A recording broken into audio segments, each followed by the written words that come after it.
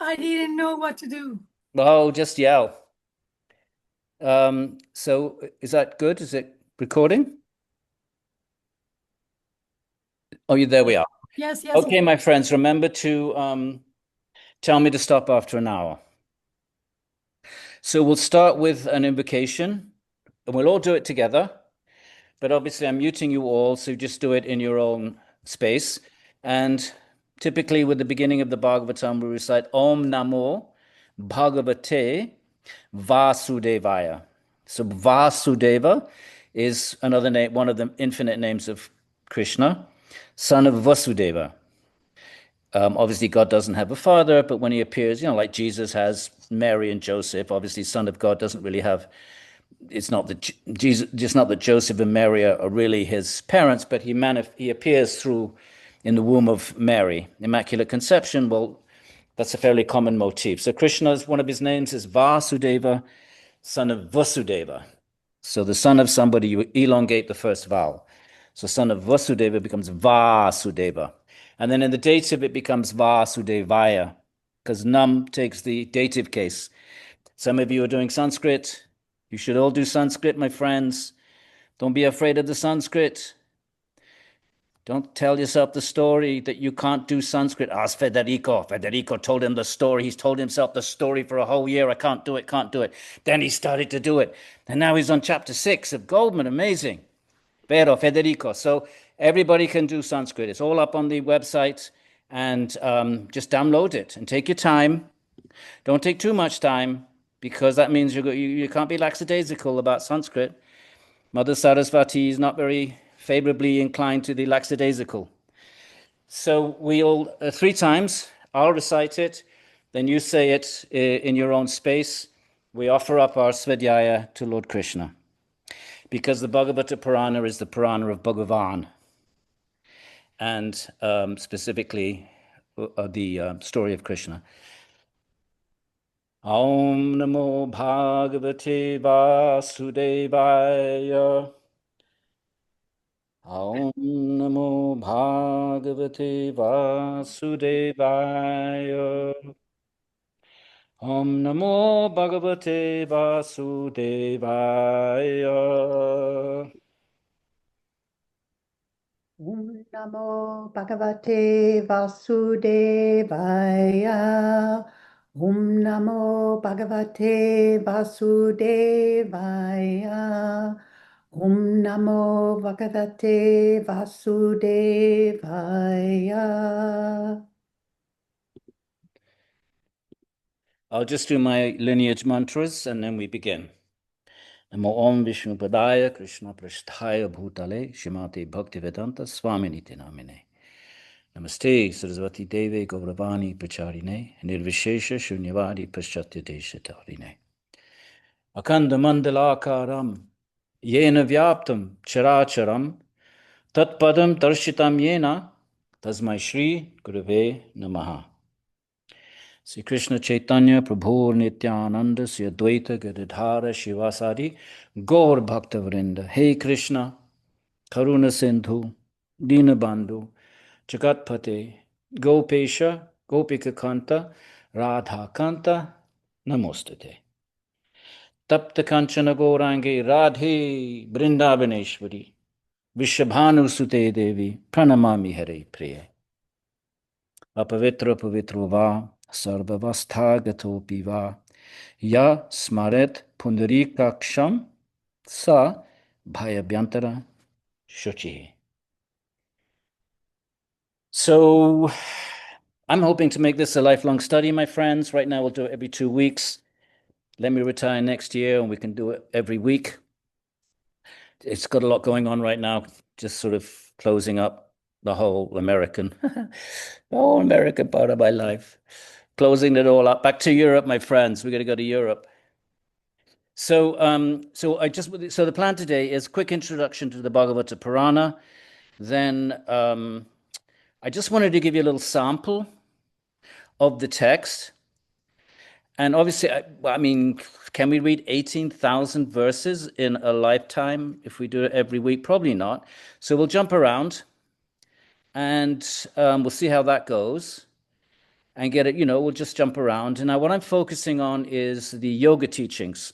I want to create a bridge between the Patanjali Yoga Sutras and the Bhagavata Purāṇa. That's been my intention for decades.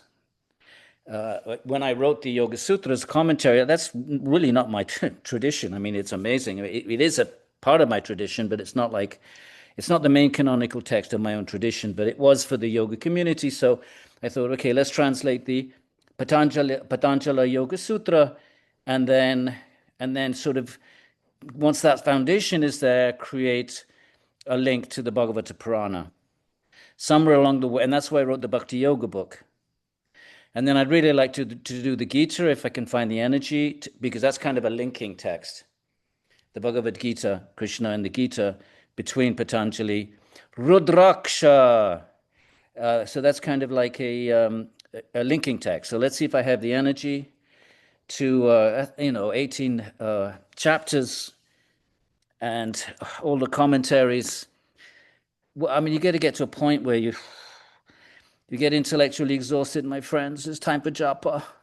Just 3-4 hours japa, and then Bhagavatam, and a little gardening, and then cook something. Don't we get at some point? Don't we get a right to do that? But we'll see, because it's all seva. So, quick intro. So there are different genres of texts in Sanskrit.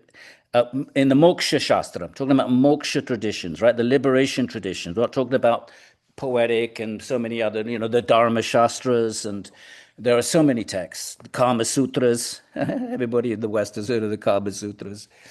But nobody reads them in India. But anyway, so there are different genres of texts. There's, war, Shastra, there's sutras for warfare, architecture, mathematics, and of course we in the West don't know about any of that, because the gurus that came over brought the Yoga Sutras primarily because there was so much interest in asana. They had, the Yoga Sutras at least has 3 verses on asana. So, and the Gita is probably, the kind of canonical text for Western yogis, or it's probably the representative text of Hinduism in the West. But so the Bhagavata Purāṇa, so there's different genres. The 4 Vedas, ancient. They have a lot more to do with Greco-Roman tradition than they have to do with later Hinduism. Sacrificial cult, the celestial pantheon, offerings into the sacred fire that's transmitted to the celestial. So this part of it's kind of like a derivative, or it's kind of like an early expression of Indo-European ritualism. So it has more to do with Greco-Roman culture than it has to do with later Hinduism, with pujas and bhakti and Patanjali and all of that. You don't find any of that in the Rig Veda. So you've got the 4 Vedas. And then you have the Upanishads, which we're reading now in Rutgers, in our Hindu phil class, Hindu philosophy. So we're reading the Upanishads. It's just fantastic texts, wonderful texts, where you have the beginning of Indian philosophy, the beginning of everything. Everything has its roots in the Upanishads, right? So those are 2 genres of texts. But bhakti is really, you don't see much bhakti in those texts. A little bit in the Shvetashvatara Upanishad, but clearly, but the Upanishads are mostly dealing with Atman, not with Bhagavan, the Paramatma, another Atman, a supreme Atman, Bhagavan Ishvara. So the Upanishads, towards the end, you see some of that emerging. But the texts where bhakti is really quintessentially expressed are a genre of text called the Puranas. Actually, Hinduism comes from the Puranas. The majority of what we call Hinduism goes under the rubric of Hinduism. The temples, Ganesh, Shiva, the Vishnu, all of that comes from the Puranas. So that really on the ground, Hinduism with its devotionality. You don't get them in the sutras. Patanjali's got 3 very kind of dry verses, very minimalistic kind of 12 or 20 words about Ishvara. And there's not really much bhakti there. It's really Ishvara gives you your Atman. Samadhi siddhir Ishvara pranidanat. So it's not really a bhakti text, even though Ishvara is there, and it wouldn't be considered like a canonical text for bhakti. So the Puranas are the canonical text for bhakti. And there's 18 Mahapuranas, great Puranas, another 18 Upapuranas, minor ones. And I think I mentioned in my message, the Bhagavatam eclipses massively all the other Puranas in importance. And I think I mentioned it has over 100 commentaries, 18,000 verses. Imagine writing a commentary on 18,000 verses. I'm thinking about Gita, 700, and I'm like, oh, I don't know if I can do it. But 18,000 verses, and it's got 100 commentaries. The next Purāṇa, Vishnu Purāṇa, got 2. And most Puranas have none. So right there, quantitatively, empirically, statistically, right, that's an indication of the centrality, importance of the Bhagavatam. And I also mentioned, in terms of what's affected Indian aesthetics the most, if you go to a dance performance, chances are it's going to be Krishna Leela. It could be Ram. I'm not saying it's only Krishna Leela, but primarily it would be Krishna Leela. So whether you're, poetry, literature, architecture, the presence of Krishna, the Krishna story, has been overwhelmingly dominant in Indian culture. I'm not saying Shiva and Ram are not important. Of course they are. But I'm just trying to establish the importance of the Bhagavata Purāṇa, because we're about to study the Bhagavata, and probably important to stress that it's not some minor text like the Hatha Yoga Pradipika. Nobody ever heard of it. You go to India and ask somebody if they'd heard of the Hatha Yoga Pradipika, they what are you talking about? Bhagavata Purāṇa, everybody, Bhagavan, Krishna, right? So it's not some minor text that's, of interest to the Kundalini traditions or something like that. It is massively central to Indian devotion, especially in the north. Okay? So I just wanted to say we're studying probably, I would say, the Bhagavata Purāṇa, because it has the story of Krishna, and the Ramayana up north. Rama's not so big down south. Krishna's big everywhere. Shiva's big everywhere. Vishnu's more down south. Up north, it's more Krishna. So, of course, in one sense, they're one. In one sense, they're... We'll talk about that as we proceed. So that's it. I don't want to say too much more. We're going to read the text. It's going to be textual study. And I think what we'll start off doing is we'll just read the text together. All right, we're students. We're all students. I'm a student. Just I happen to have been studying this for 45 years. But nothing more than that. Okay, let's be clear about this. I'm not a guru. I have no absolutely... I don't... I have a bit of a dvesha against gurus for many reasons. So therefore, don't think of me as anything like that, please. I'm a fellow student, and I just happen to have done this a lot, so it makes sense that we read this together, but someone has to take the reins. But that's all. Okay, that's all it is. It's just a matter of I've done it a bit longer than most of you. Nothing other than that. So let's not put anybody on any kind of fake pedestal that can only collapse under its own weight. Okay, so that's it. It's my little spiel. I think, we'll read the text together for an hour and a half. I think, most university classes are an hour and 20. There's a certain limit to attention span. So an hour and 20, so we'll stretch that to an hour and a half. We could add the extra 10 minutes, like Rutgers courses, an hour and 20. And then we'll have half an hour for questions. Now, there's a lot of you, right? There's 133 here right now, but there's double, treble that have signed up for this. So if you have a question, keep it crisp, keep it short, and try to keep it of interest to everyone. Okay? And don't sort of, because there's a lot of people, and try to be conscious of that, my friends. Okay? Okay. So I just wanted to just hit 2 or 3 texts. I mean, not text, 2 or 3 sections of the Bhagavatam. And then we're going to go to the Parikshit story. How does the Bhagavatam how does it get spoken in the first place? What's the narrative surrounding the delivery of the Bhagavatam amongst us? Keeping in mind, of course, that the Bhagavatam, the stories of Krishna, from a devotional point of view, we'll be reading this as devotees. Okay, it's not going to be an academic study. Every so often I'll say something like, well, academics would say this, right? Because that's fine. Sometimes academics have something interesting to say.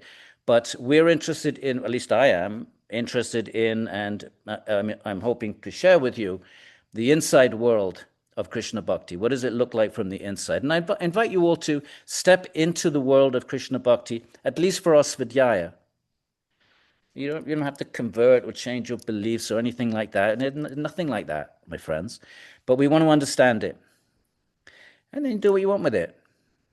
But to understand something, you've got to enter into it. Even your enemy, right? Even your enemy. You have to understand your enemy in order to be able to, even warriors say that. You understand your enemy. So let's understand. Obviously, Krishna's not our enemy. But So let's understand it, and therefore to understand it, let's enter into it. So if it talks about celestial realms, just go with it. I've mentioned this so many times before. The system of pedagogy, teaching, and it's actually an academic, it comes out of academia, is called phenomenology. And phenomenology is when you don't try to make sense of a text by your own categories. Marxist interpretation of religion, Freudian interpretation.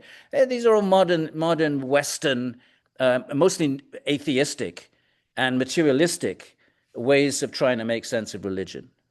We're not interested in that. If you're interested in that, there's plenty of courses on, Marxist interpretation of religion. Go get a book. We're interested in what is the traditional way of understanding Krishna and the teachings. So we're going to enter into the tradition for an hour and a half, for 2 hours every 2 weeks. So leave your baggage at the door, my friends.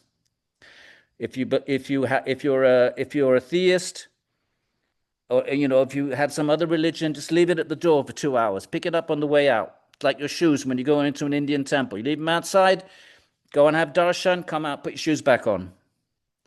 So for 2 hours, I invite you, suspend all of your, whatever it is. You did a physics class and you say, well, there's no celestial realms because Hubble Bubble telescope doesn't see any celestial realms. No, we're not going to do that. We're going to say, okay, the text says there are celestial realms. Let's just go with it. So there's celestial realms. Text says the Vedic fire sacrifices, transports offerings to the god. Oh, fine. It's not impossible. Who can say that's impossible? So we enter into the world of the Bhagavatam. If you want to understand bhakti, you have to enter into it, my friends. It doesn't mean you believe or disbelieve. Bracket categories of belief and disbelief, just understand it. How are you going to understand it if you keep throwing your own baggage at it? You've got to enter into it, and that means you bracket your own belief systems, your own whatever you learnt in science classes when you were an undergrad. Bracket all that and pick it up on the way out. Okay, is that fair? All right, and that's going to be our method, and it's called phenomenology. It's a legitimate academic method. So we'll talk more about that another time. Okay, so that's pretty much the preamble. So let's have a little look, just a quick little look at some of the material we're going to be looking at. Let's just go to the 4th book, and just so you get a sense of what lies ahead. So the Bhagavatam has 12 books, and that's 18,000 verses.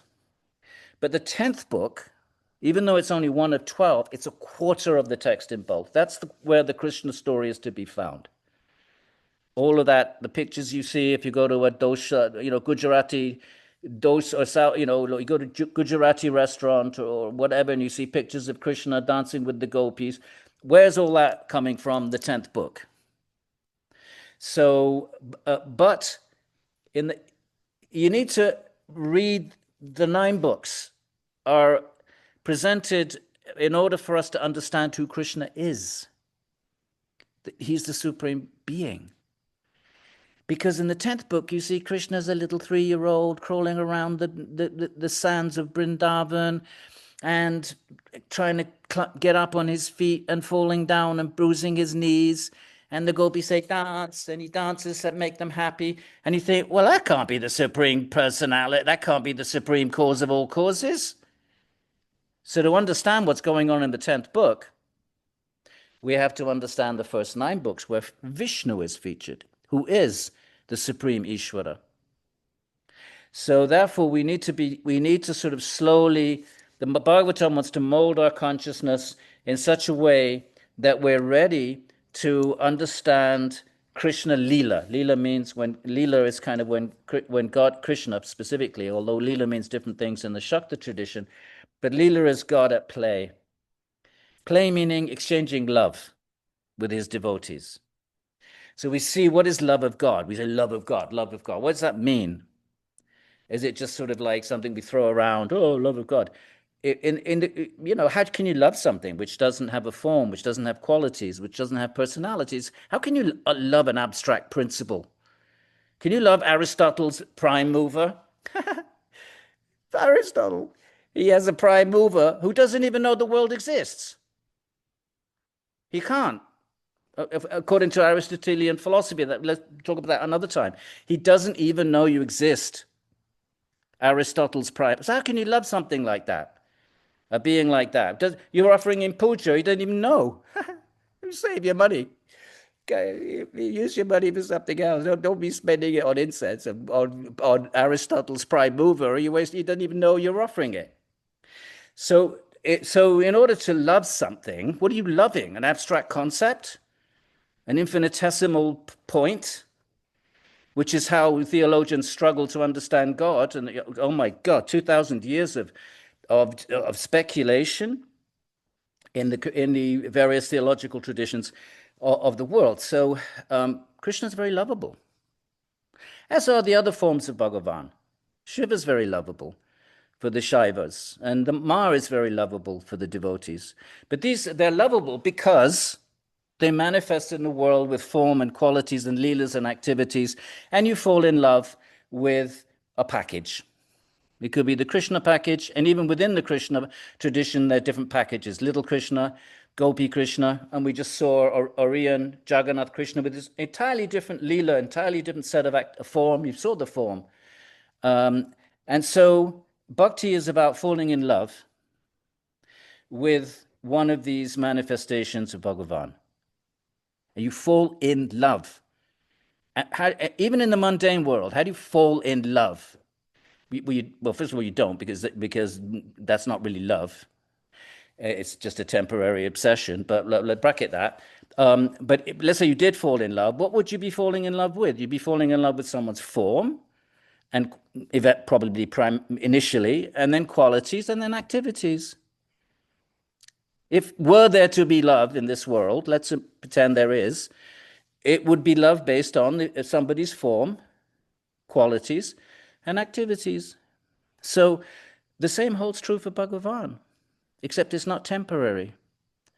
And the form is eternal, the qualities are eternal, the activities are eternal. So we are going to focus on the Krishna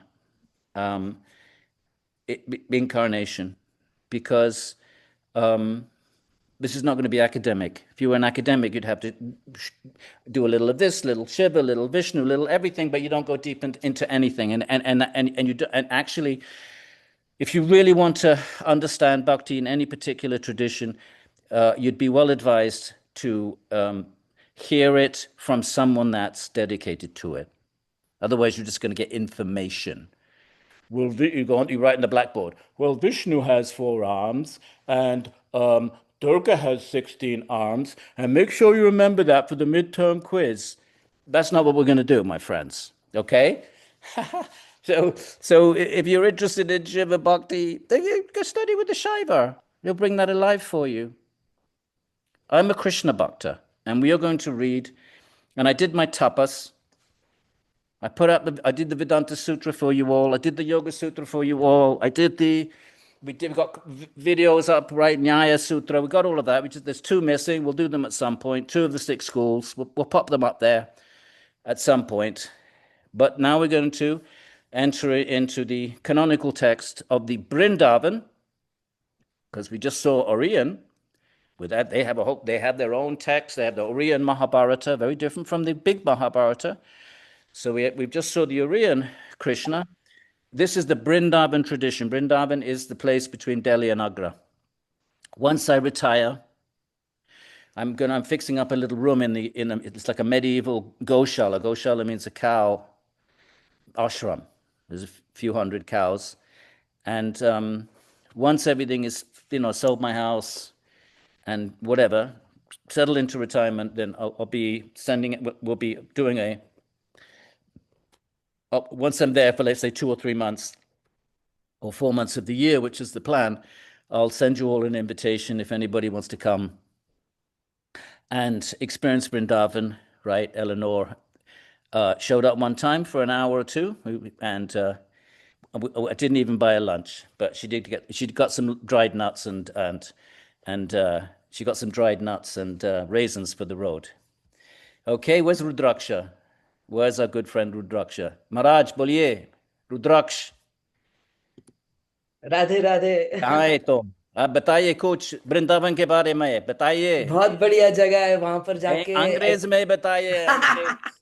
It's a beautiful place over there. I went to go and harass Edwin G for a good month, and I got to do a lot of seva at the Goshala. It was a really beautiful, fulfilling experience. And where he stays is an ashram with loving, kind people. We had a luxurious meal cooked for us on my birthday. It was such a great honor, and I'm so grateful. It was a disaster. What was that flour? No. We used that weird flour. What was it like? I didn't know. I didn't read the package, man. It wasn't like normal flour. So it was. You're all invited, my friends. You'll be invited at some point. Okay. Thank you, Rudraksh. Stay in touch, man. I haven't heard from you for a long time. So, shall we kick off then? I was going to just give you a little glimpse. So this is 12 books of the Bhāgavata Purāṇa. Today we're going to read the tale of King Pariksit, because that's how the Bhagavatam gets spoken. But I want to. Would you kindly give us a number for the page? So if you have the blue book, then the page number is 224. There. Where does it say that? I have four. I have at the 460 bottom. It says 4. I have 463 on my book. 224. 224, yeah. Okay, so that's the beginning. It's the first skanda. All right, but I just want to quickly jump around. And now remember, I am going to focus on the stories in the Bhagavatam, at least to begin with, the first year or so, that are connectable with Patanjali. Because I don't want to make this, I want to minimize the gap, just like the Bhagavatam itself is doing. It's slowly preparing us for encountering little Lala Gopala, little baby Krishna in the 10th book.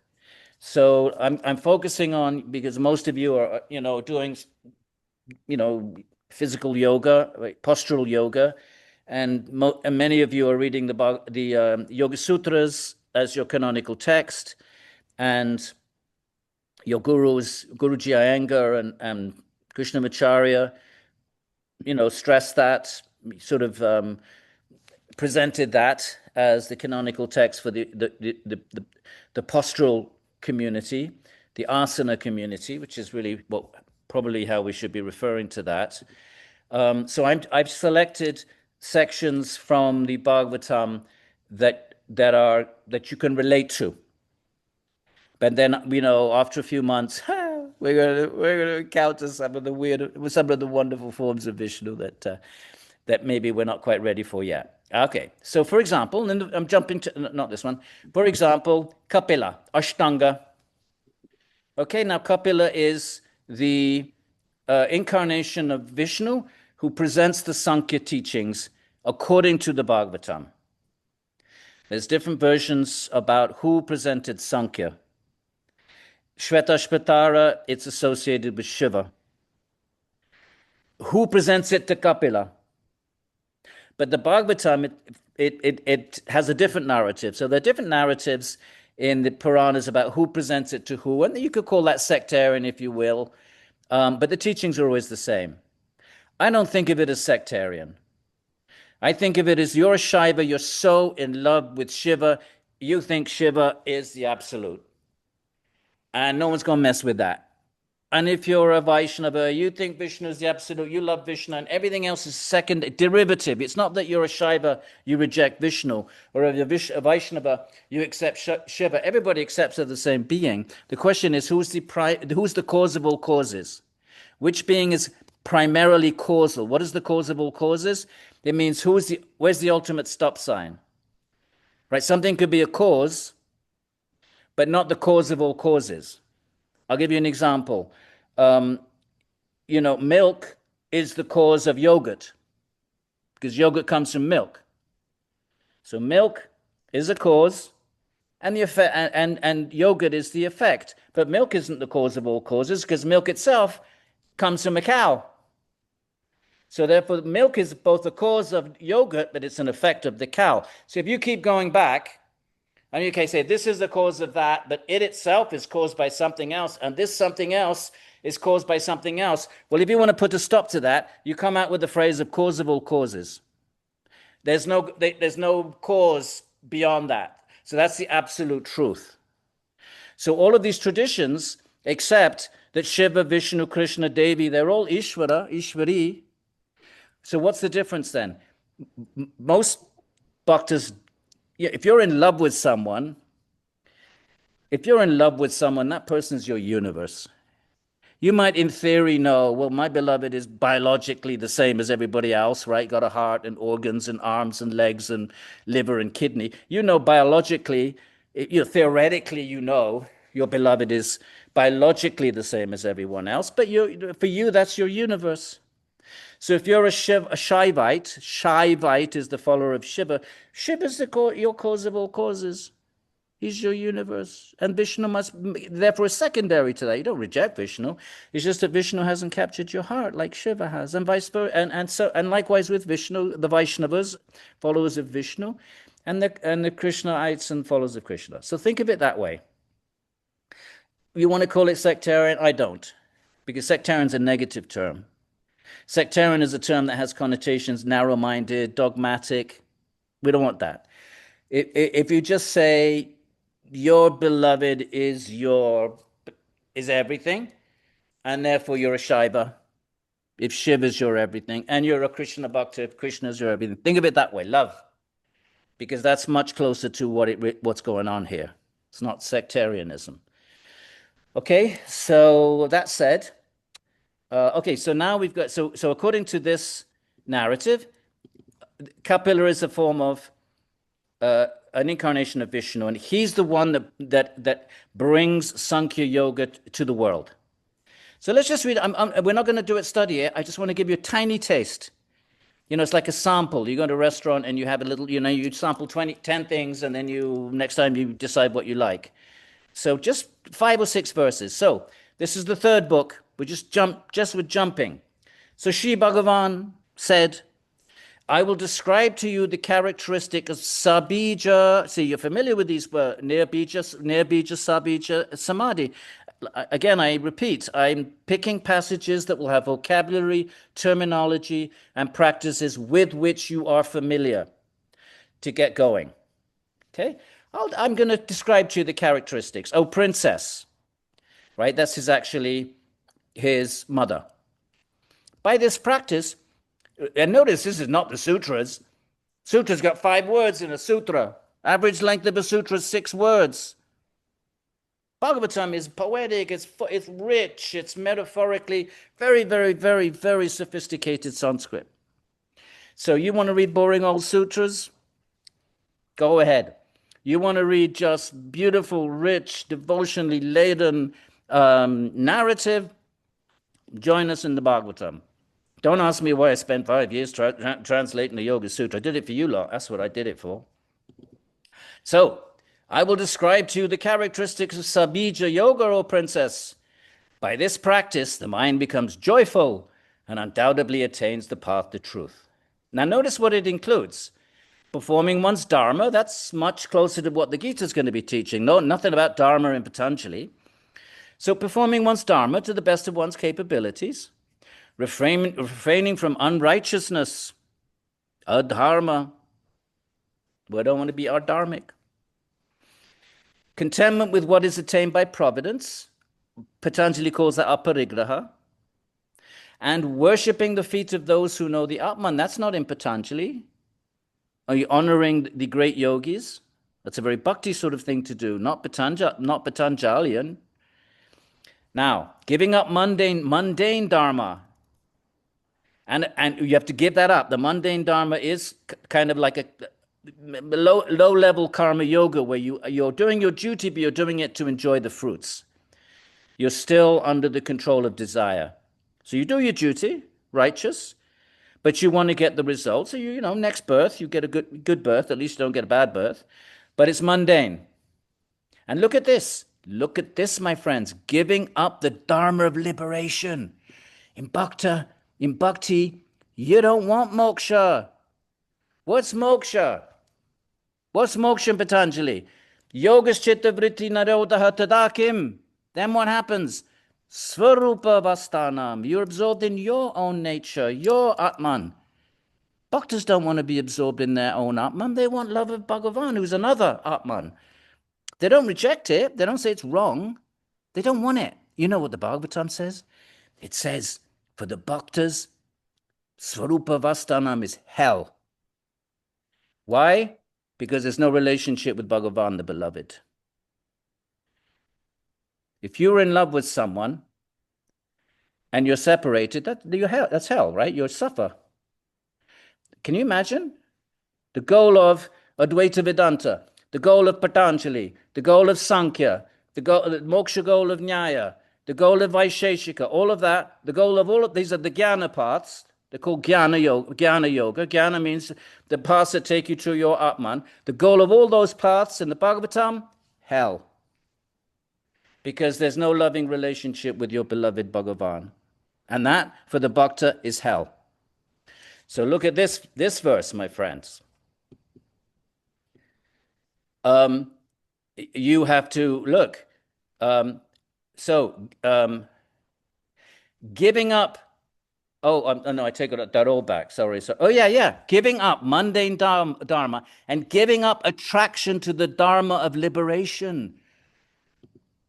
We have to give up attraction to the dharma of liberation. Why are we attracted to liberation? Why? Because we suffer. First noble truth of Buddhism, and we want to stop suffering.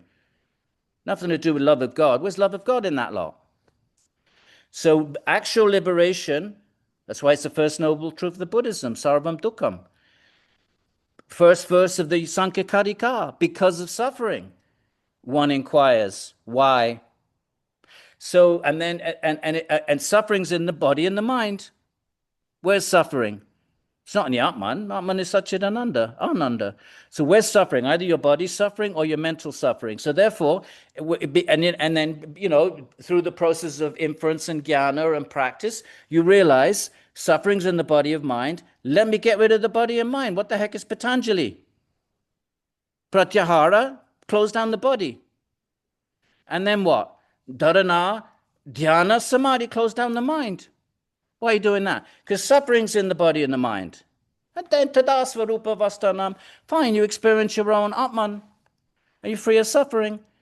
And if Advaita Vedanta and the Brihadaranyaka Upanishads will say, when you discover your own Atman, there's Ananda there. There's bliss there. Sankhya is going to say, I tell you, the difference between Vedanta and Sankhya is, Vedanta says the Atman is Sat Chit Ananda. Sankhya says, no, it's not. It's just Sat and Chit, and when they talk about Ananda, they're really referring to absence of suffering. That's what Sankhya says. There's only two, Sat and Chit. They don't accept Ananda. They say, oh, yes, look, it feels like Ananda because you're free of suffering. Bhaktas don't want that. That's selfish. It's high-level selfishness. High-level, sattvic, yogic, noble, namaha, worthy, namaha, layak, but nothing to do with God. Where's Ishvara? Ishvara in Patanjali is a Purusha Vishesha. He's an eternal entity, and there's no information, a little bit, right? He's the guru of the ancients, he's omniscient, but there's nothing about relationship with God in Patanjali. You're left wondering, okay, so Ishvara Pranidhana Samadhi Siddh here. If I Ishvara Pranidhana, if I worship Ishvara, I'll get Samadhi. But who's this Ishvara? Where does he exist? What's his ontological sphere of existence? He's never been affected by klesha and karma, so he's a transcendent being. Klesha karma samaya anavichinnaha. He's a Purusha Vishesha, he's a special kind of Purusha, but there's no probing into who is God, other than, okay, he's the guru of the ancients, fine, and he's omniscient. So if you are interested in God, you're not going to get much out of the 25 words in Patanjali. You might get, you're going to get a heck of a lot out of 18,000 verses of the Bhāgavata Purāṇa, so buckle up, my friends. So there we are. Let's keep going a little bit just to get a little bit of a. Okay, so I'm going to repeat this again. Giving up mundane dharma, which is the Gita's all, sort of about that. Although, Gita brings it up to a different level of pure dharma, and giving up attraction to the dharma of liberation. Highlight that in your books, my friends, and contemplate what on earth, what does that mean? The goal of most of the Jnana traditions. Bhagavatam is saying, give it up. None of it's got anything to do with God. It's only all to do with your Svarupa, your Atman, your liberation, your freedom from suffering. You. Bhakta doesn't, Krishna, any Bhakta doesn't want me. They want Bhagavan. So, moderate intake of pure foodstuffs and living always in a solitary place. That comes right out of the Shvetashvatara Upanishad. Now, you recognize this. It's the yamas. One should practice ahimsa, satya, asteya, and then the language changes a bit and adopt, instead of aparigraha, it's yavadartha parigraha. Look at this. Patanjali says aparigraha, which means no grasping, no coveting. Here it says yavad artha. Not aparigraha, parigraha. You can grasp yavad artha, only what you need. So notice how, you remember, Patanjali, there were many types of yoga, there were many systems of yoga. Patanjali just systematizes them. So it's interesting to find slightly different take. One should practice celibacy. Okay, we're familiar with that. Brahmacharya, tapaha, shocha, svādhyāya. Okay, notice the order. This svādhyāya, okay. And look, instead of Ishvara Pranidhana, it's Purusharchana, worship. This has more of a sort of stronger sense of doing puja. Okay, so let's look at how the 8 limbs are reconfigured in the Bhagavatam. Observing silence, Patanjali doesn't say that, but it's obviously implied. One should become fixed in a sitting posture by mastering the appropriate asanas. Here it's a bit more specific. And Patanjali doesn't specifically say this. Well, he sort of does. Stiram sukham. But asana is really about what? One should become fixed by mastering the appropriate asanas. Okay, fine. So you can sit. Gradually mastering breath control. Here it's not called pranayama, the movement of the ayana of the prana. It's called pranajaya, the victory over the prana of the life airs. And practicing withdrawal of the senses from sense objects, right? Pratyahara, we're familiar with that. Okay, now chakra, the Kundalini chakra, not to be found in Patanjali. There's one verse which talks about it. It's not that these traditions reject the subtle body of the Hatha traditions, the Kundalini traditions. You can call them Kundalini, you can call them Hatha, you can call them Shakta, you can call them Siddha traditions. All of these names, what is the common denominator of Hatha? Siddha yoga, Hatha yoga, Kundalini yoga, Shakta yoga. the common denominator is central to all of them is there's a kundalini that rises up the sushumna. There's all their nadis. There's subtle physiologies. There's chakras, and liberation is attained by awakening kundalini, and so forth. None of that is in the 6 schools of Indian philosophy, and it's not in Patanjali. And it's not in the Bhagavatam, but there is a reference to the chakras. So it's not that they don't accept it. They recognize there's a subtle physiology, but they're not interested in it. Neither Patanjali, nor Vedanta, nor the Gita, and nor the Bhagavatam are interested in the subtle physiology of the sort of Shakta traditions. They tend to think of it as still very Prakritic. It's subtle Prakriti. I mean, they accept everything that the Shaktas say, but they just feel it's a little bit too, like, I guess, they tend to be a little dismissive of it and consider it to be still in the realms of high level Prakritic practice. I'm just telling you what these traditions say. Why is there no Kundalini in Patanjali? Why is there no Kundalini in the Gita? Why is there no Kundalini in Vedanta or any of the 6 schools of philosophy? So these are marginal traditions. It doesn't mean they're not. It doesn't mean they're not valid. It doesn't mean they don't provide what they say they will. They will. They'll give you exactly what they say they will. But these other traditions tend to feel it's still within the realms of Prakriti. You can take that or leave it. My job is just to tell you what these traditions say. So here we do have a mention of the chakras, but just completely, I think it's mentioned once in the whole 18,000 verses, maybe twice. One should fix the breath on one of the chakras. That's all. Nothing about Kundalini, nothing about raising up, awakening Kundalini, and all of that. Just a passing reference. Chakras are there, and here it says you can fix the breath on one of those. So you fix the breath. So this is pranayama. Right. One should contemplate. Now look, the activities of Lord Vishnu.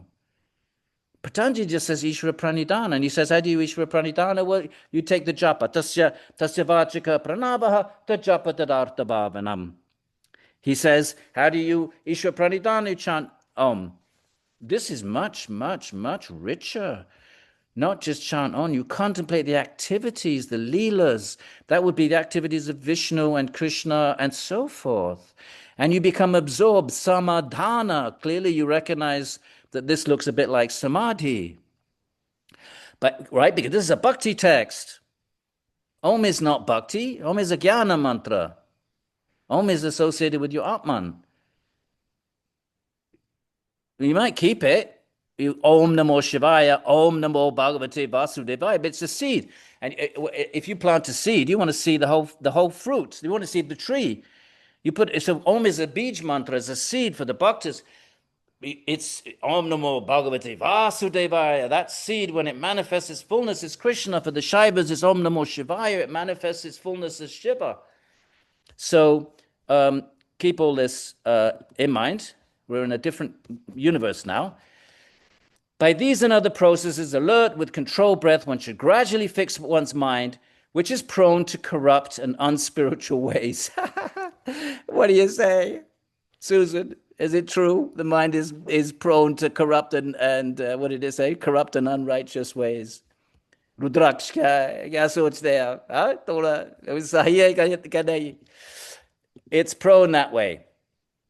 Right, now, once has mastered asana, okay, that's where most of you come into it. Or all Iyengar yoga. You train people to master asana. You train them so they can sit and not be fidgety. That's a valuable contribution. Once you've mastered it, you got master asana, because how are you going to meditate?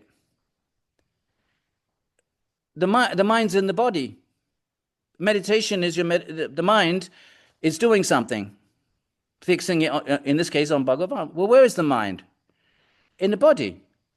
So what are you going to do with the body then? What are you going to do with it? You're going to lie down? You'll be snoring within 5 minutes. You're going to walk around? Good. You're going to be distracted. How are you going to chitta vritti nirodha? You're walking around. So what are you going to do with the body then?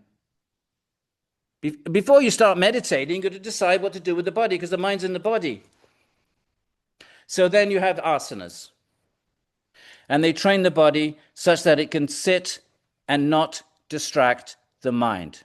That's the role of asana in classical, pre-modern, pre-exported, pre-commodified, pre-westernized yoga. That's the function of asana, my friends.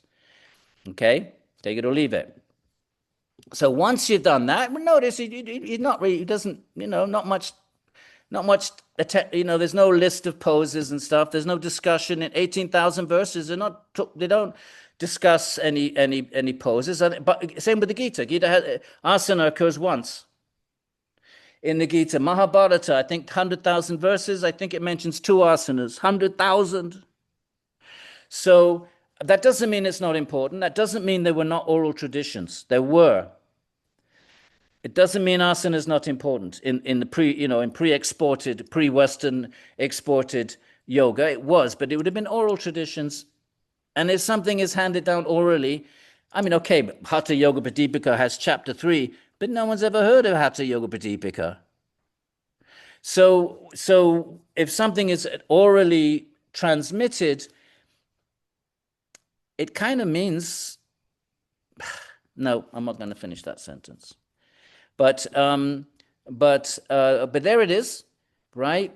So once one has mastered asana, one should establish an asana, right? Asana means seat. So asana asks us to sit. So the very word is telling you what the function of asana is. The very word etymology of it is. It tells you an asana is a seat. So if you're doing asanas, it's to facilitate sitting, so that you can then take the next step and start working with the mind, which is in the body. Okay? So namaha and thanks to all the great asana teachers, many of whom know this, and they take their students to the next step of pranayama. And I've been working with the asana community for decades, and many are deeply devoted to Svādhyāya, and they have deep meditation practices. So that the asana is a very valuable contribution to yoga. But let's be clear that in the traditional system, it's the 3rd limb and not the 8th. Right. Now, so clean place, that comes from Shvetasvatara, and sitting comfortably with the body erect, that's what asana teaches you to do. Stiram sukham. There's Patanjali. Sitting comfortably, sukham. With the body erect. Stiram. There you have it. There it is. That's it. Asana, stiram, sukham. And here a little bit more specific, sitting comfortably with the body erect. One should perform practice. One should. Okay, I'm just giving you a little taste. Okay, I wanted to. So that's it. We'll continue that story another time. Let's jump to Queen Devahuti.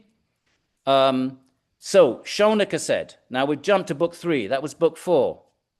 We're just having a little sampler, and then I want to start today's story. Well, maybe we won't have time to do that. Let's see. Although he himself is actually unborn, right? We jump now. Remember, this is just a teaser, a taster. Kapila, who is Bhagavan in person, right? Kapila is the founder of Sankhya, took birth through his spiritual potency, not because of karma. The Gita, Krishna says, Sambhavami apmamayaya paritranaya sadhunam vinashaya chatushkritam dharma samstapanartaya sambhavami atmamaya. I manifest in the world by my power. So when Bhagavan comes, he's God. He's not subject to laws like karma. So therefore he manifests by his own power. And the Gita is called Sambhavami Atmamayaya, by mayaya, by the power of my own power. Here it's framed using this language.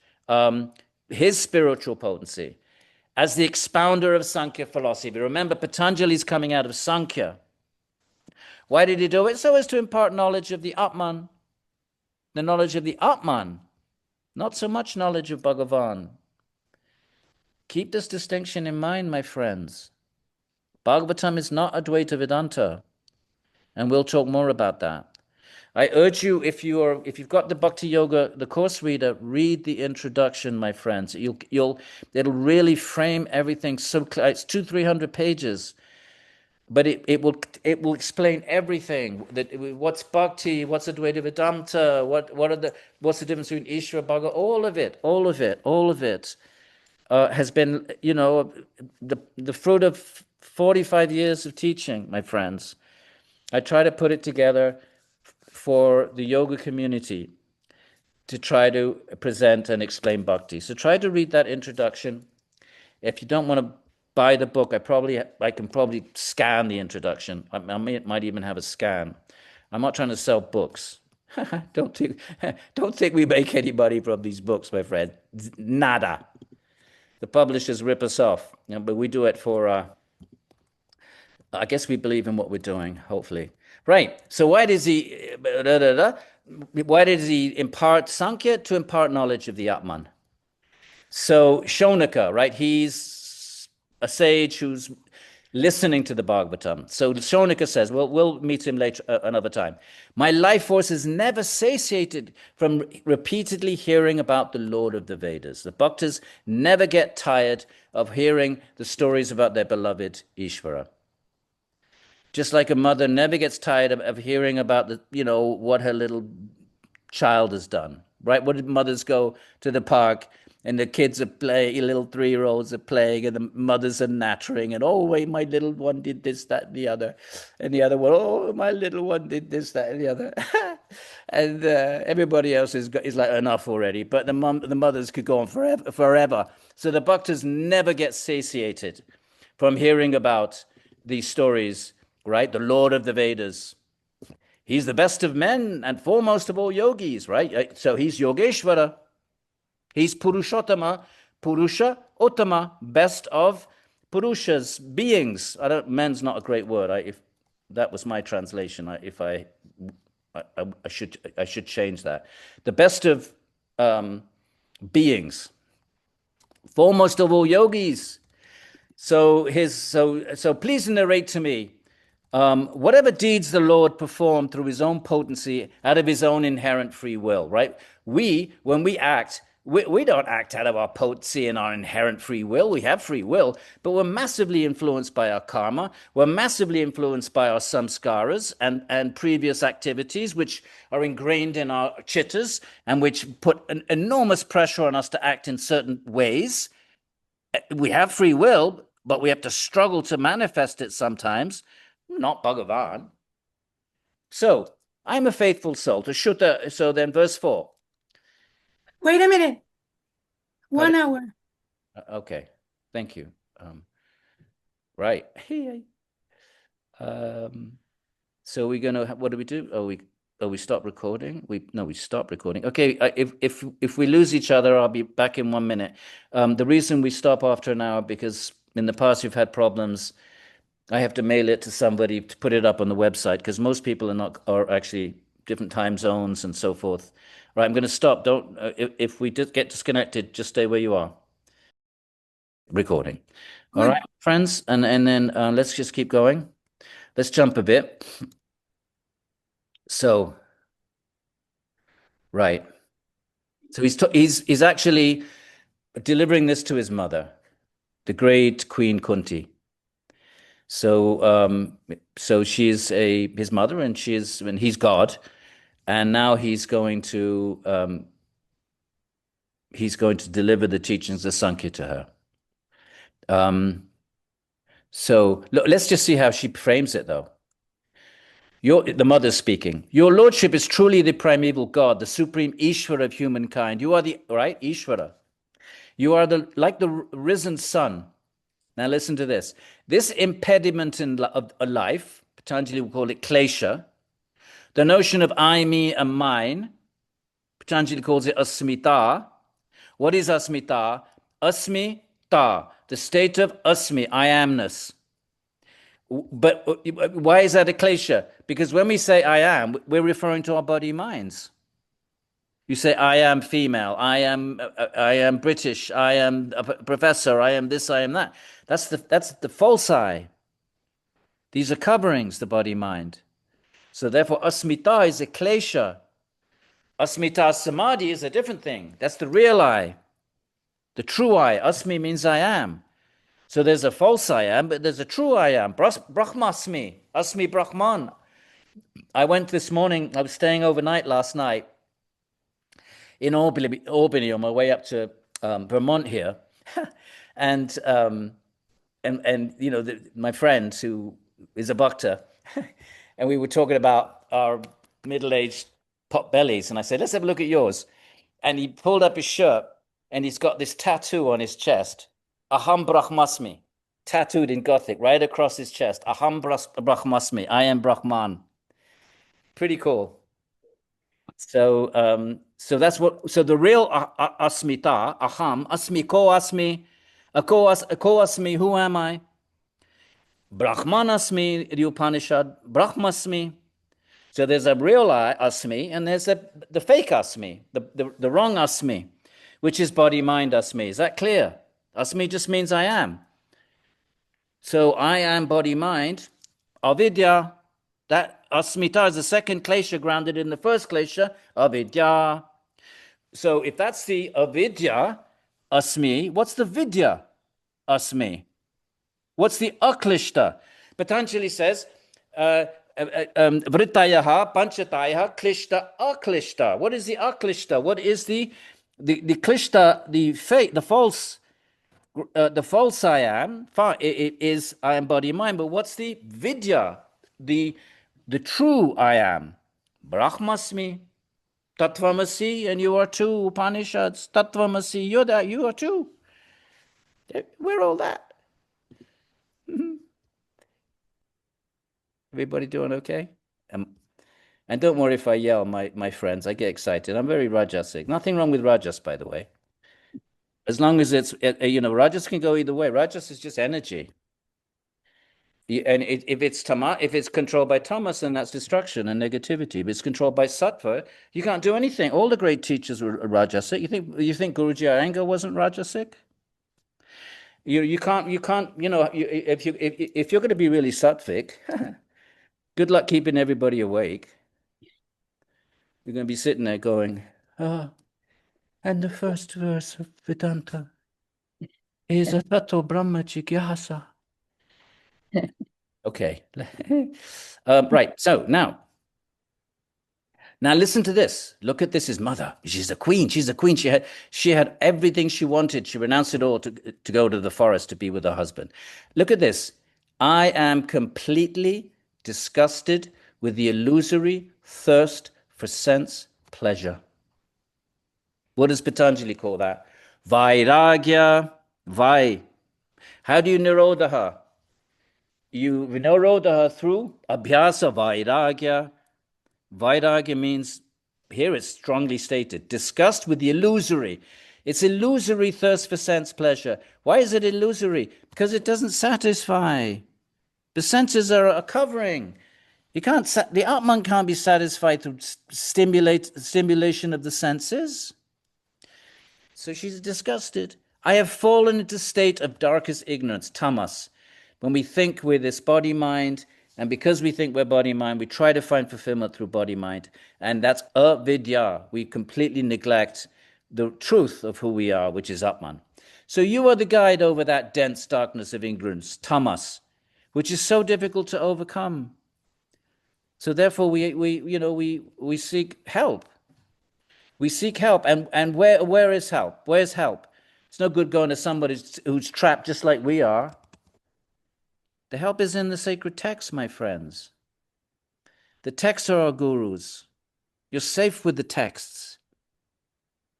You go running after a guru, 90% chance you get ripped off. You're going to end up with someone just like you, trapped in ignorance, with a little charisma. Don't do it. Take shelter of the texts. The texts are Ishvara, the texts are guru. You're safe. My guru would always say that. Sadhu Sangam in the texts, then you won't get ripped off. Guru, guru, guru. Enough of this guru business.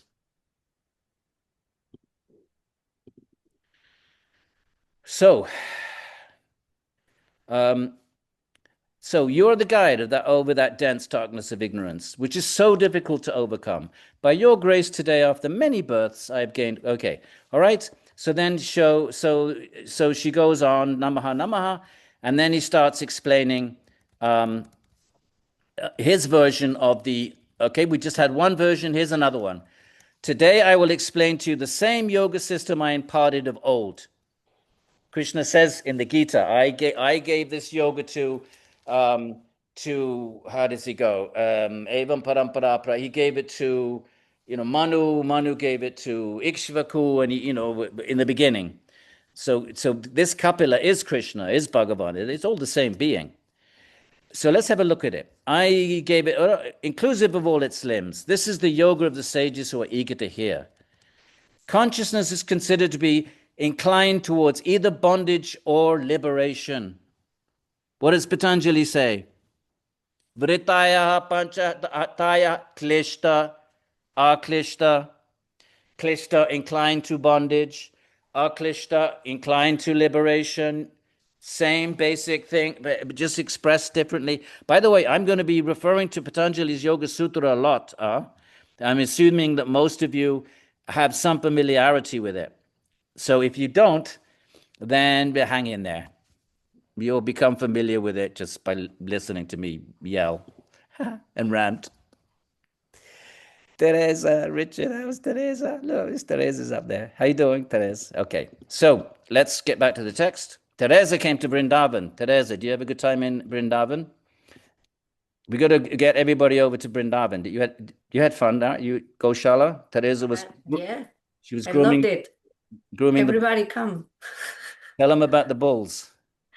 Oh, the bulls are great. They are like kittens, gigantic kittens. They just lower their head like that. They love being rubbed. It's amazing. These are 2,000-pound bulls, my friend. They just all Yeah. they have to do is this, and you have a broken rib cage. And they're like kittens when they know when you give them love.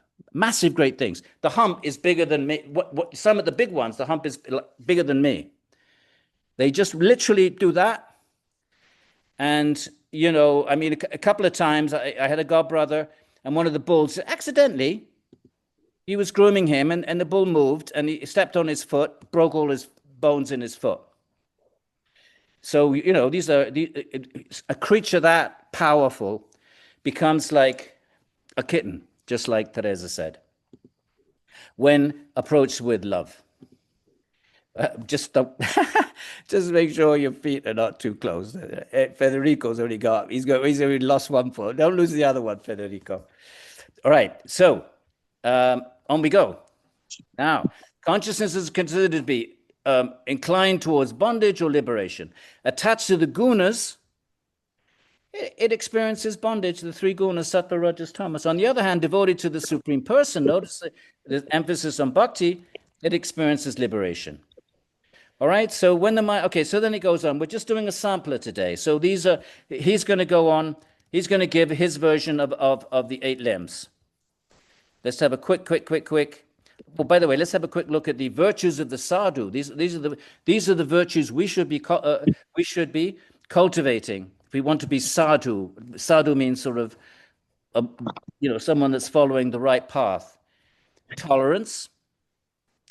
Tolerate the life, whatever life throws at I'm just going to mute everybody.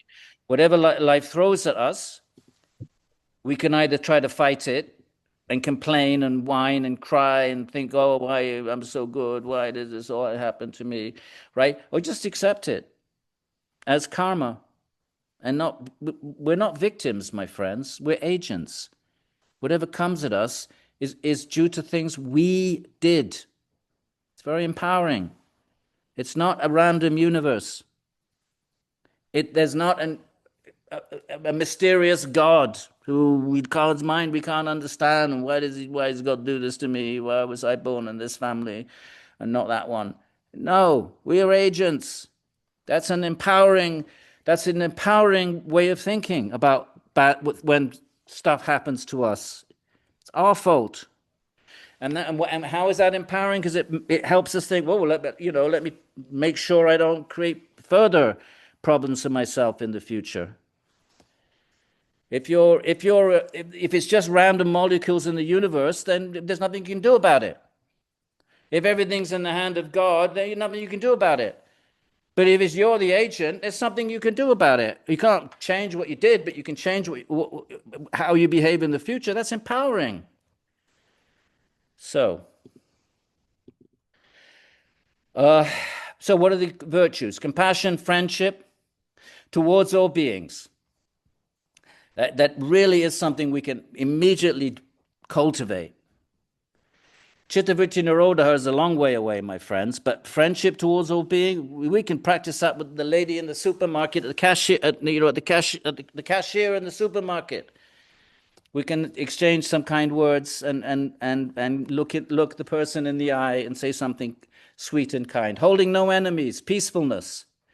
Sadhus perform staunch bhakti to me with undeviating minds. Okay, and then he goes on to describe his version of, but we're going to run it out of time, and I want to give you, right? So now we get to the 10th book, having done, so we said there were 12 books, 9 of them are before the 10th, so that would be a good half, so a good 9,000 verses. And then we get to the 10th book. I'm just going to read a tiny passage. That's going to be so when you get to the 10th book, it's about Krishna Lila. The first 9 books are about yoga and practice and different incarnations. We're just dipping our toe in.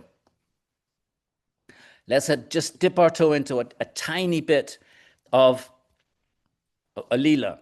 Some of you have heard me read this. 10th book, we're in the 10th book.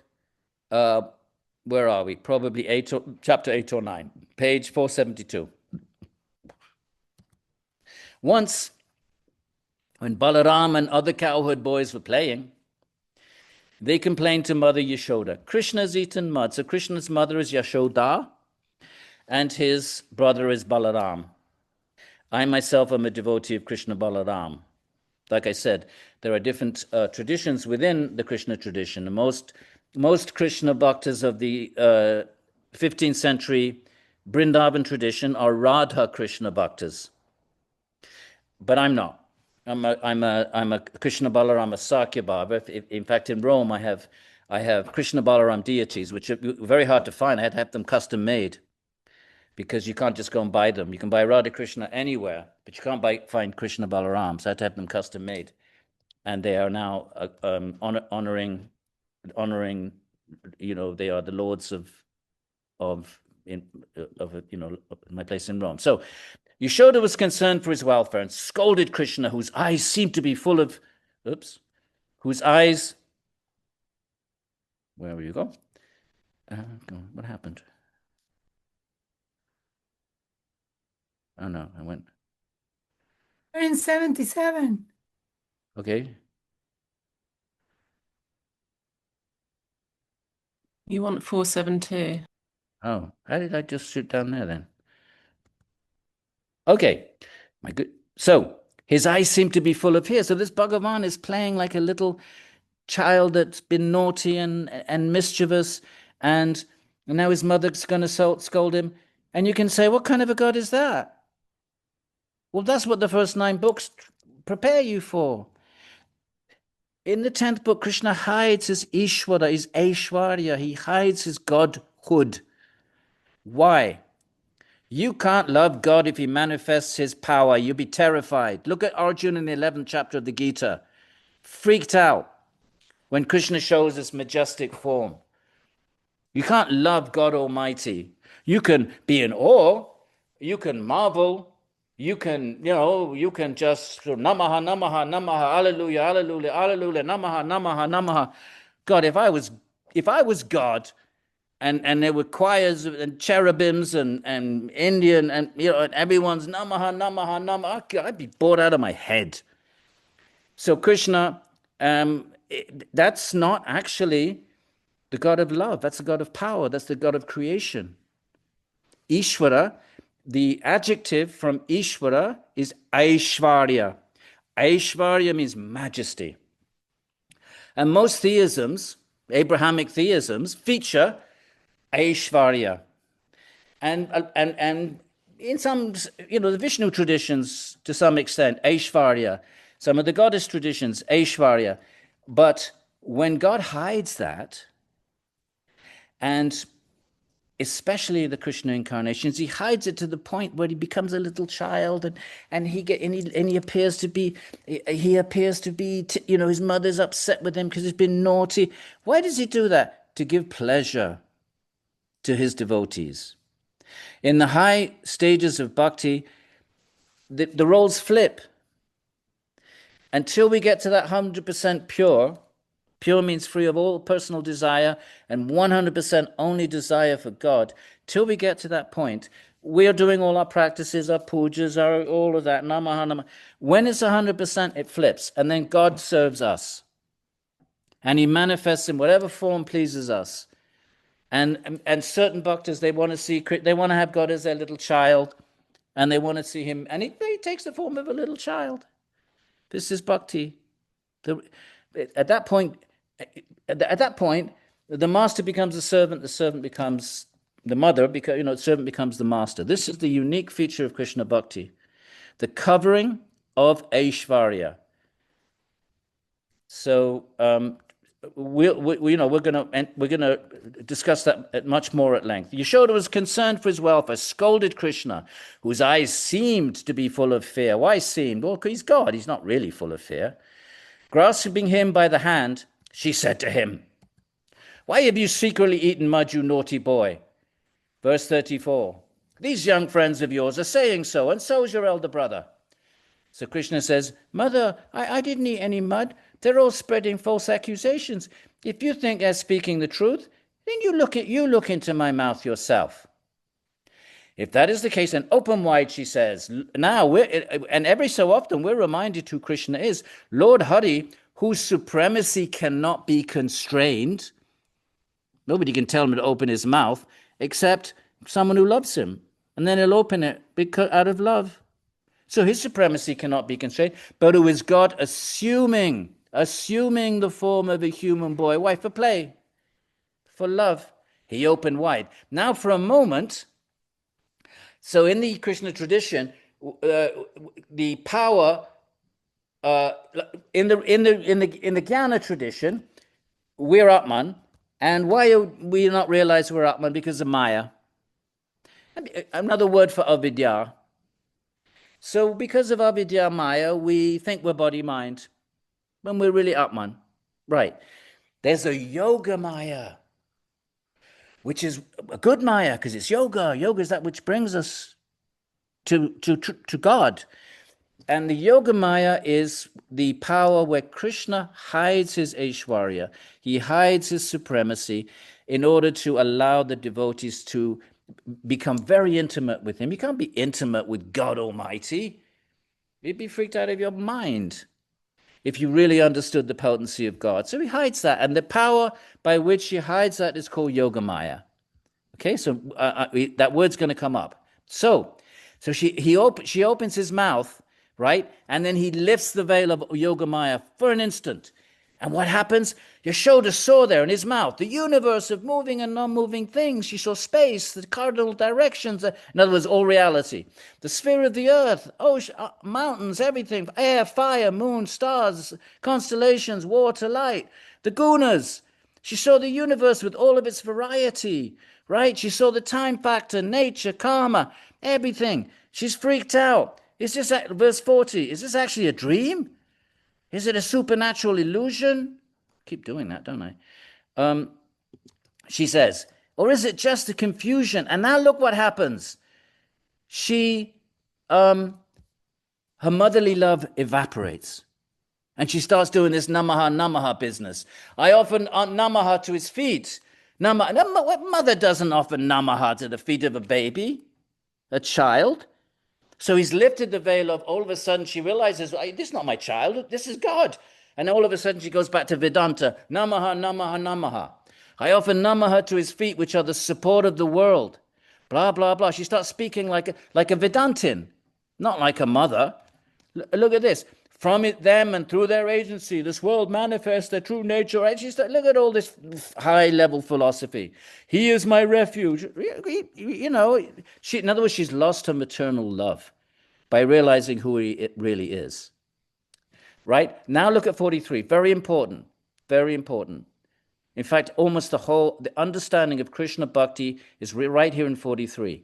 Then the omnipotent Supreme Lord cast his Yogamaya, which is kind of a divine illusion, in the form of maternal affection over the gopi. She had come to understand the truth.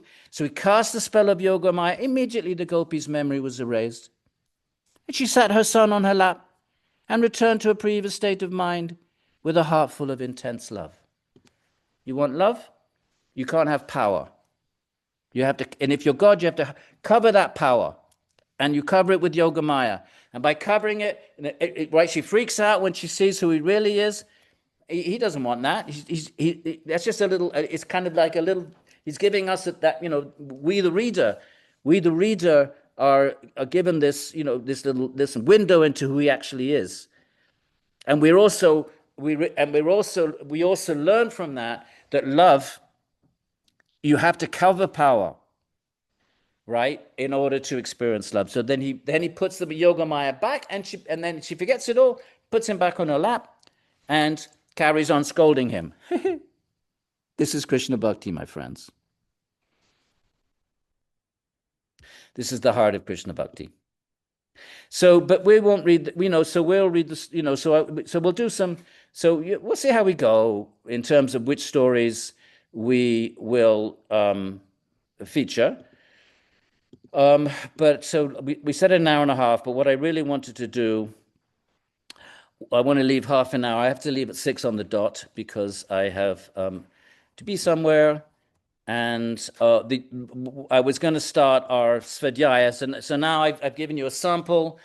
We've had a little intro into what the Purāṇas are, where do they fit, right, in this sort of massive universe of Sanskrit literature.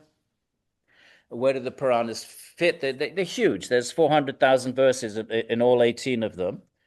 18 Puranas, 400,000 verses. The Bhagavatam has 18,000 verses. It's and by the way, the Blue Bhakti Yoga book are selections from the Bhāgavata Purāṇa, and I picked the selections that I felt were most likely to be relatable to the yoga community, because let's face it, we're Westerners, right?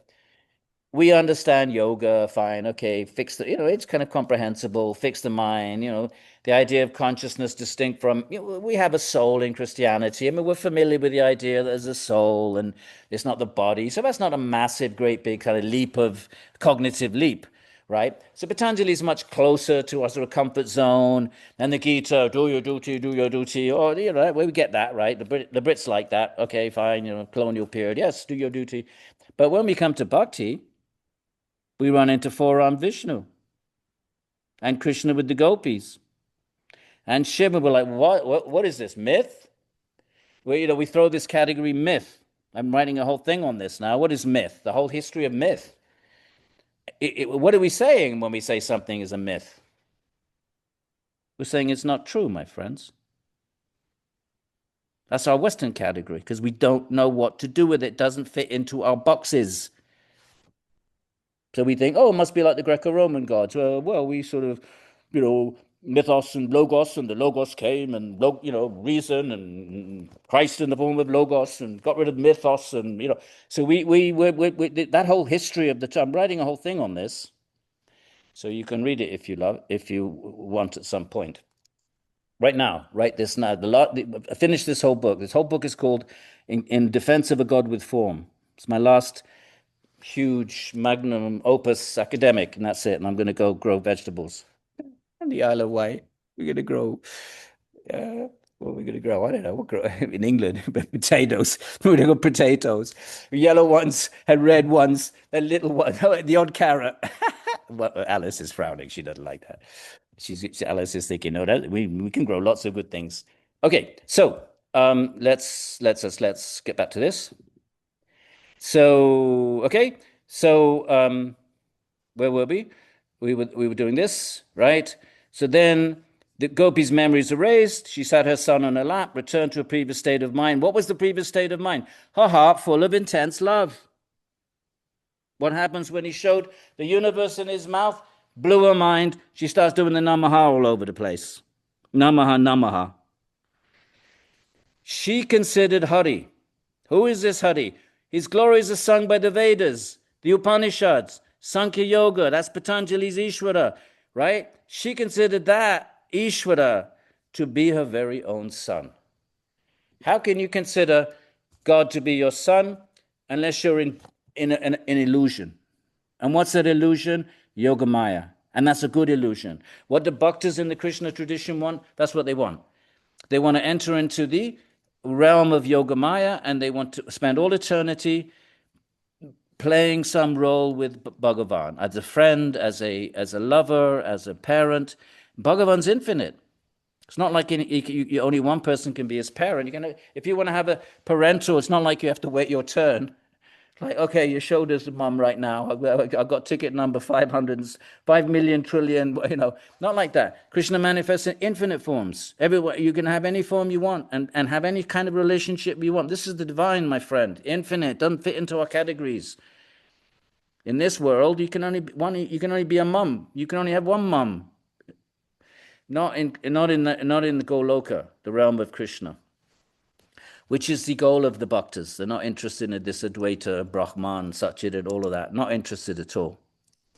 Okay, well, you know what? I was so where we're going to start then, and I guess I should have known we weren't going to get there today. We're going to start. How does the Bhagavatam? How is it spoken? Okay, and that would be the first book. What page are we on here? That would be page. 224. 224. Yeah, 224, because the introduction is about 200 pages. So we meet next time we meet. We're going to start off. How does the Bhagavatam get delivered in this world? Because remember, these texts like the Vedas are considered to be, obviously God is eternal and love of God is eternal, then therefore, if God is eternal and the soul is eternal, then therefore the relationship of the God of the soul and God is going to be eternal.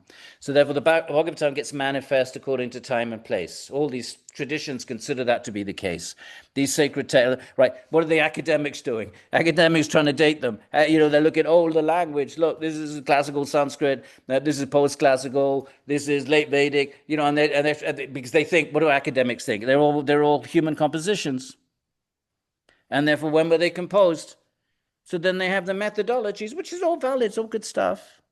And how do you date text? Well, the language, like English, right? Beowulf is different English than Shakespeare, is different English from Dickens, is different English from Chaucer, is different English from the New York Times. You can't just say they're all the same. So an academic scholar is using academic methodologies to date the historical context, and they're interested in the material culture and the social context. What they're really interested in? Power dynamics.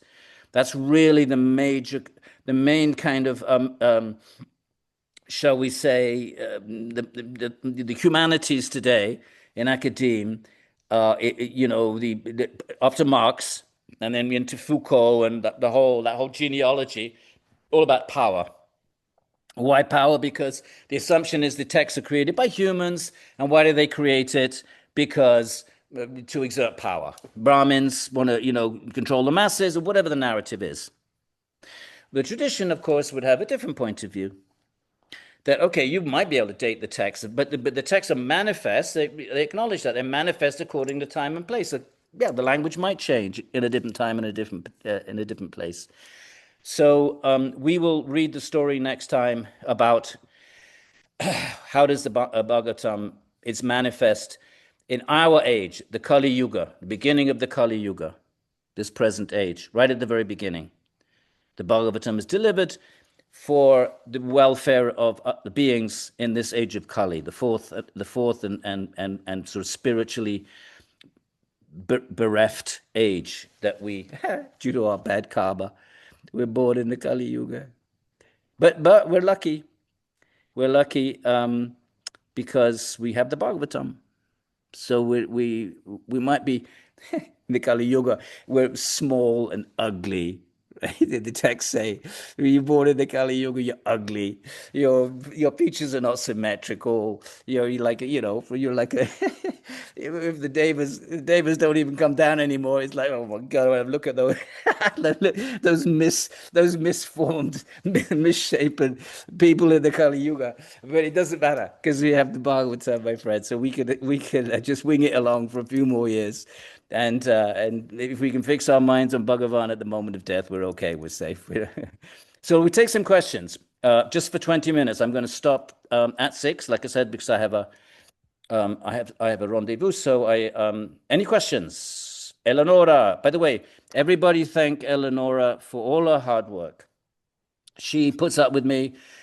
She writes me emails and I don't answer. And then she gets mad at me. And then I'm terrified. I'm scared of Eleonora. So now I'm trying to answer that. I have to answer. I told you I don't bite. I have to answer the email within like 10 minutes. Otherwise I get chastised. Go ahead, Eleonora. I told you I don't bite. Listen, in page 267, when the Lord is saying consciousness is considered to be inclined toward either bondage or liberation, attached to the gunas is bondage. On the other hand, devoted to the Supreme Person is liberation. Yeah. We were saying no. What do you mean you were saying no? That is so Eleonora. That is so Eleonora. Go on. Why were you saying no? We were saying no. Experiencing the Supreme Person doesn't lead you to liberation. Leads you to Bhakti. Fair enough. Yeah. Okay. Okay. Well, but if Patanjali, if you worship Ishvara, you get liberation. It's not that you can worship Ishvara will give you what you want. If you want karma, remember they mentioned two things. You can, if you want karma, you can ask God for material things. He'll give them to you. That's not bhakti, but he'll give them to you. I mean, most theisms. What is a lot of Christianity, and Hinduism for that matter, and Christianity and Islam asking for stuff. So God will say, okay, I'll give it to you. We're not asking for God. And then others are on a higher level, and they approach God not for God, but they want moksha for their Atman. And Patanjali's like that. So I'll give it to you. But if you want God qua God, then that's an entirely different dimension. So consciousness, so worshipping God, yeah, if you want moksha, we give it to you. What is Patanjali all about? Samadhi siddhir Ishvara pranidhanat. If you do Ishvara pranidhana, Samadhi siddhir. You'll get the boon of Samadhi. What's Samadhi? Svarupa vastanam. That's what you want. Then that's Patanjali. That's why bhaktas don't want that. It's not that they reject it. They just don't. They want Bhagavan. They're not going to sign off on just the Swarupa. Amit. Thank you. Hi, Professor Bryant. So a very basic question. This is my second live session with you. Can you just help out all the newcomers with the course structure? So apart from the Sanskrit classes and today's session, I'm also going through a Yoga Sutra, Svādhyāya videos on YouTube. In between, I jump to the Nyaya Sutra, Svādhyāya videos. So honestly, with so much material, I'm a little all over the place. So I was just wondering, right? Is there a course structure that you typically recommend? So if I want to continue with this particular class and everything, would it be better for me to go through your Bhakti Yoga book first or the Yoga Sutra book? I mean, Bhakti, there's no rules like that. Bhakti is absorbing the mind in Bhagavan. Patanjali, you can't skip. But in Bhakti, anywhere you jump in, it's the entire Bhagavatam is nothing other than Bhagavan. So anywhere you jump in, Bhagavan is going to enter the mind through the teachings and so forth. So there's no rules like that. Now, typically I mean, the great bhaktas of the, it depends if someone's an intellectual. You don't have to be an intellectual. Like, think of Surdas. Think of Mirabai. They were not, they're the greatest bhaktas. They're not educated. They never studied Vedanta. You don't need to do any of that. And the most powerful stories, in my opinion, in Indian tradition are not Brahmins. They're not the Sanskritists. They're the, they're blind, cobblers and women and blind. But if you're intellectually inclined, that's your nature, and then you have that inclination. Then, the great bhakti theologians, they were great theologians. You don't have to be a cobbler to be a bhakti. You can also be an incredible intellectual. Bhakti's got nothing to do with whether you're an intellectual or an uneducated cobbler. It's giving the heart. Having said that, there are intellectuals. So then they study Nyaya and all the rest of it.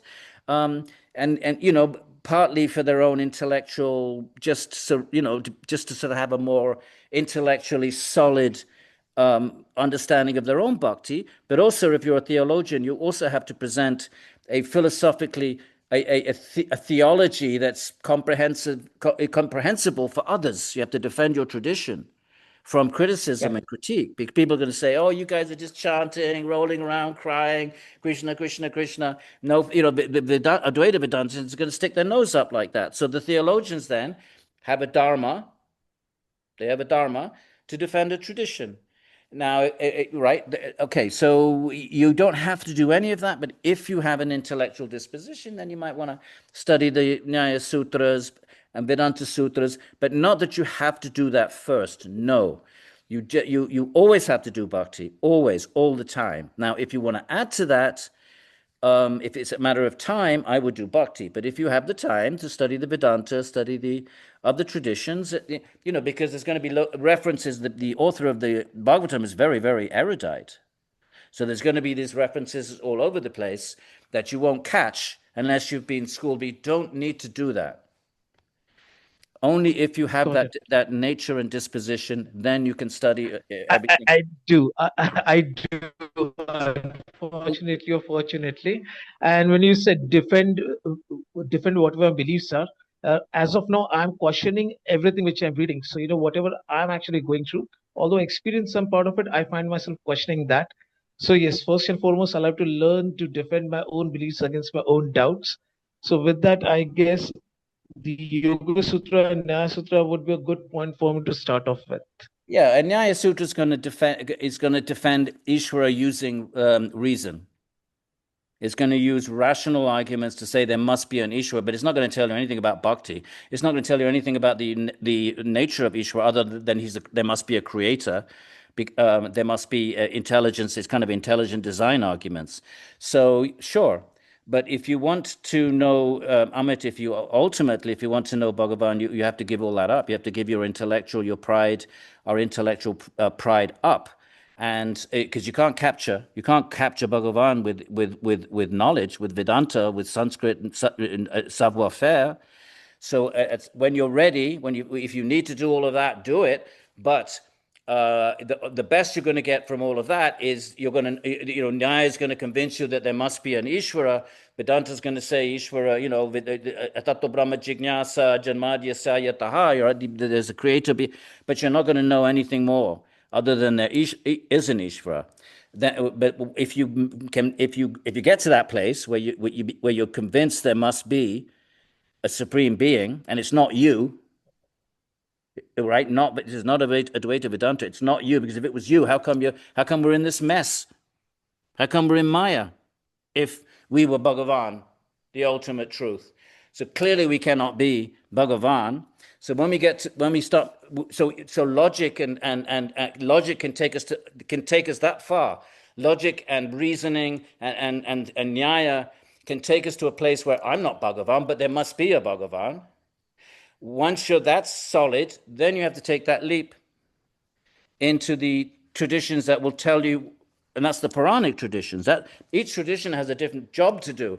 Nyaya's job is to establish there is an Ishvara in the first place. There's no point talking about doing puja and little Krishna stealing butter if you don't even believe there's an Ishvara in the first place. So first establish the category of Ishvara, And once you're convinced that there must be by reason and study, Vedanta and Nyaya, once that's established, then you take that leap into the wonderful trans-rational realm of Krishna Lila or Shiva Lila or whatever it might be.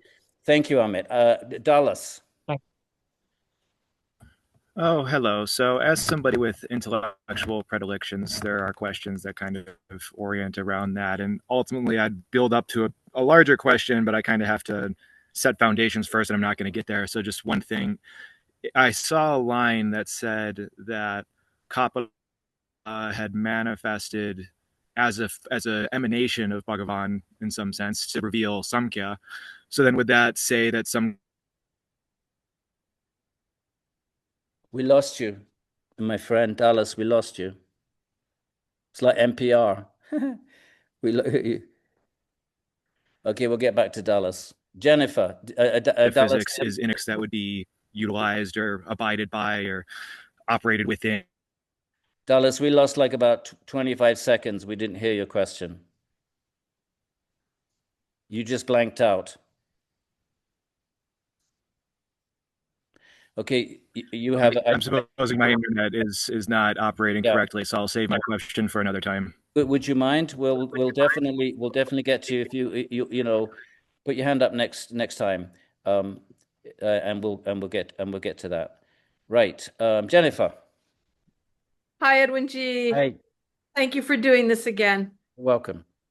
I just want to make a comment about the what you said early on about the Krishnamacharya and Guruji Iyengar traditions and saying that their emphasis is on asana. I would broaden that to say sadhana. Okay. Yes, us, that grouping from others. But what I also wanted to mention was one of the takeaways from the last time you did this was gimme religions. Yeah.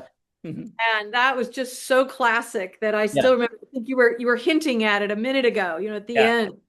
But then also that a second takeaway from the last time we were together on this topic was that devotion is service. Yeah. And that true love, which we experience with our beloved, is manifested as service. Yeah.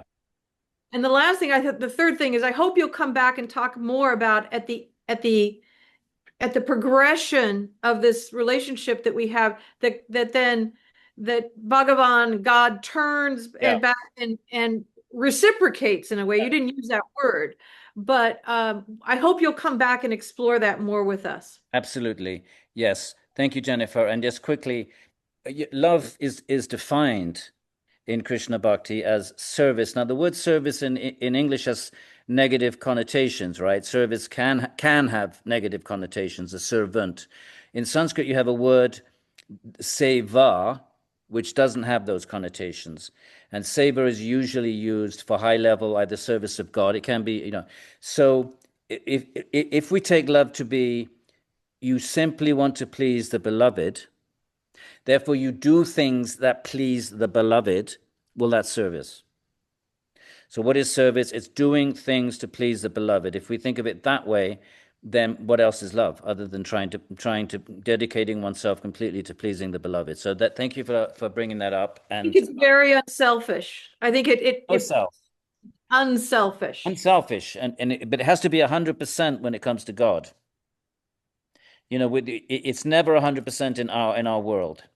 The theologians, the closest it gets is the mother and the child, but it's not 100%.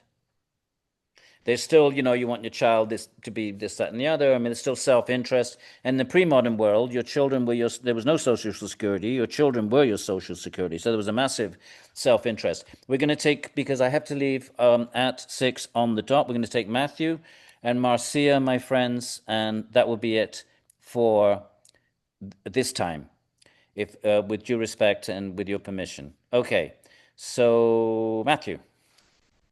Hello, Professor. Thank you. Look at Matthew's T-shirt. Go on, Matthew. Let's have a look. Radha Krishna Jai Sri Sri Sri Radhe Sham. What do you got on your left arm, Matthew? Come on, you got another Radha Krishna there. No, I have Jesus Christ. Oh, okay, that's good. Very nice. I Beautiful. don't have any Krishna tattoos Do you yet. what do you got on your chest? Do you have Aham Brahmasmi on your chest? No. No, maybe someday. Okay. I had when I saw you were conducting this class, so this isn't going to be any like traditional type Bhagavatam class where we review the Sanskrit, and then it's more of reviewing I have your book, Yeah. which is great. It's more based on this text? I'm sorry if this is a basic question. Yeah, it is. It's Sangha. It's Sangha. Sangha means you just read and discuss, and you do it again, and it never gets boring. You read the same verses again and again. If you want Sanskrit, then we have the Bhagavad Gita course. We're looking at the Sanskrit. Yeah, But that's this good. course, that's 300 people, and maybe 5 might be interested in Sanskrit. So we have to. So, but join our Gita if you are you studying Sanskrit? Yes. Okay, I'll be you're in there. your other thing, yes? Okay. Absolutely. Yeah. So Looking no, forward we're just going to read the verses. I mean, that's what. In fact, we just jumped over that particular verse where it says the bhaktas all they want to do is keep repeating and repeating and hearing the stories and absorbing the mind in the Bhagavatam. And it never gets tiring. It's not like other mundane literature. You can read it once, twice, maybe 3 times, and then you can't read it anymore. Becomes just becomes dry. You've done it. But this is very different. So thank you for that, Matthew. Yeah, we're gonna jump. We're gonna. Yeah, I haven't quite figured out how to structure it.